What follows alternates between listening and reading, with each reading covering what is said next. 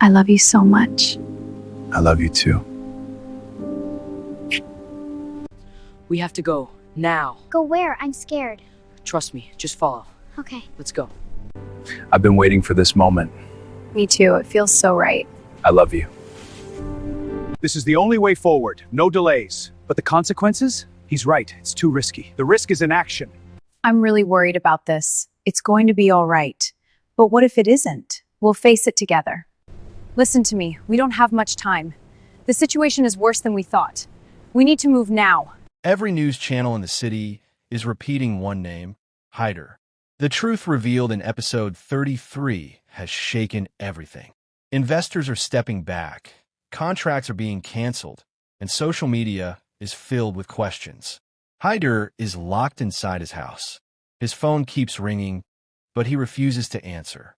He knows the damage control will not be easy this time. On the other side, Atesh appears completely calm. He turns off the television and says only one sentence. This is just the beginning. At this moment, we realize Atesh's plan was never only about exposing the truth. He wants to expose someone bigger. Mecran asks him, "What happens now?" Atesh responds simply, "Now the real people will step forward." The biggest twist of part 1 comes when Mecran receives an anonymous file. Inside are financial documents proving that Hyder was acting as a front for someone even more powerful. The name is not clearly visible, but the message is clear. This is no longer personal revenge. It's the beginning of a system-level conspiracy. Part 1 ends with suspense. Who is the shadow partner? Part 2 begins at peak tension. Breaking news spreads. Major business figure under secret investigation. Hyder panics and calls Sabri. The two begin blaming each other. It becomes clear their partnership was built on profit, not trust. Meanwhile, Atesh secretly arranges a meeting at the old dock. There, a face-to-face confrontation takes place between Atesh and Hyder. Atesh says directly, "You lied to everyone." Hyder tries to defend himself, but then says one line that changes everything. "I wasn't alone." This confirms that there is another mastermind still hiding in the shadows. In the climax, police raid Hyder's office. The media covers everything live. Documents are seized. Hyder is taken in for questioning. Mecran watches it all on television. She asks Atesh softly, "Is it over?" Atesh looks over the city and replies, "No, only the first mask has fallen." In the final shot, an unknown man sits in a dark office, watching everything on multiple screens. He slowly says, "Welcome to the real war." Screen fades. To be continued. Fire.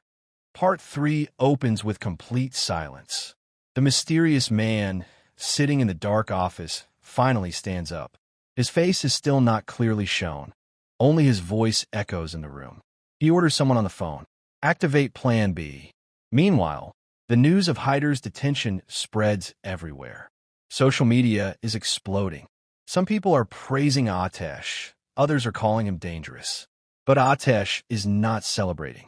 He knows something bigger is coming. Suddenly, Mecran receives a threatening message. "You exposed the wrong person." She freezes. At the same time, Atesh's company servers are hacked. Important confidential files disappear within minutes. This is not a small revenge move. This is a powerful counterattack. Atesh understands immediately.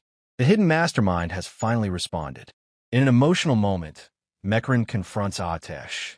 "Was this really worth it? We're in danger now." Atesh looks at her and says, "If we stop now, everything we did becomes meaningless."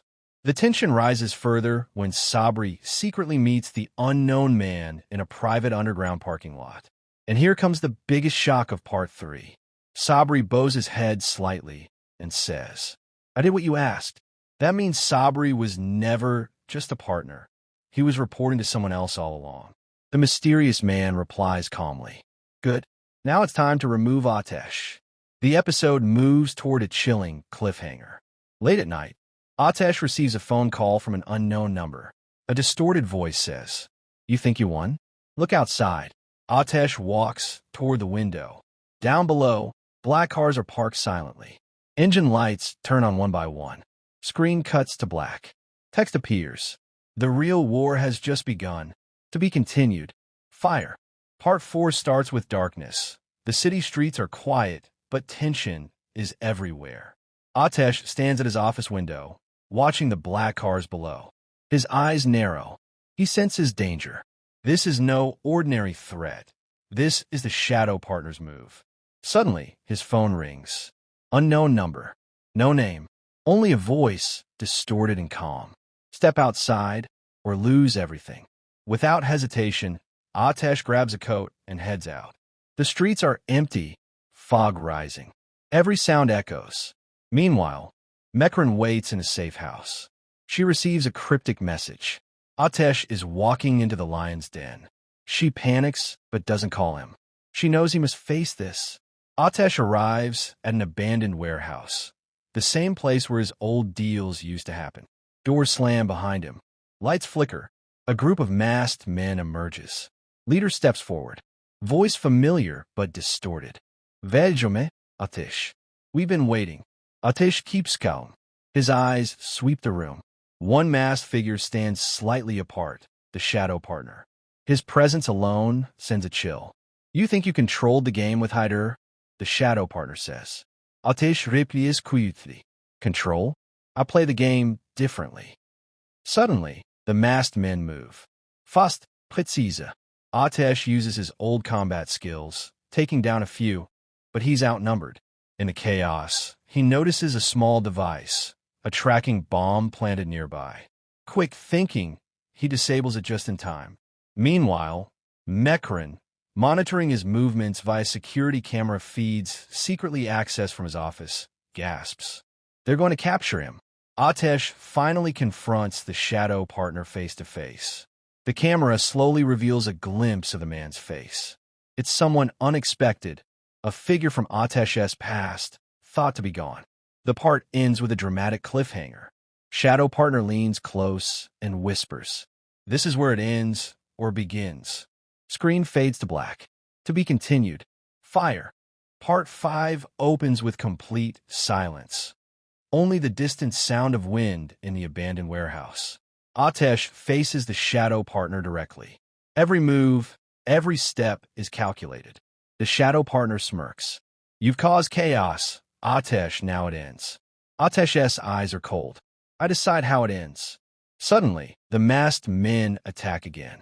Atesh moves with precision, taking down one after another. Sparks fly as a broken overhead light flickers.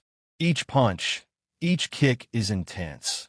The choreography of a man who has been preparing for this moment his whole life. Meanwhile, Mecran tracks everything remotely. She notices the shadow partner attempting to escape with important documents. She shouts into her hidden communicator. Stop him. He has the evidence. Atesh notices too. With incredible speed, he intercepts the shadow partner. A tense face-off. Every second counts. Finally, the shadow partner